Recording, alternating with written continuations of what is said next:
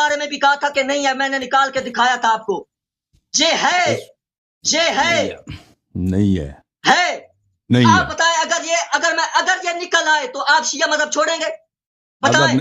नहीं है, मुझे पता, मैं अगर मेरी ना तकरीर निकला उस तो पर। नहीं नहीं, आओ आओ, क्यों भाग रहे हो?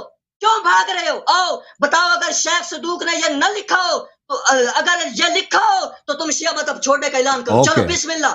और अगर मैंने साबित किया कि ये नहीं है तो तुम क्या करोगे?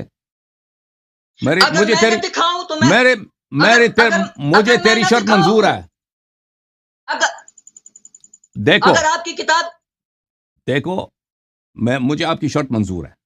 अगर मैंने दिखा दिया और आपको बता दिया कि एक मुहावरा है, अज़्ज़र्बु बियदैहि, उसका मतलब है किसी को रोकना, उसका मतलब मारना नहीं है, उसका मतलब है किसी को रोकना, किसी को रोकना।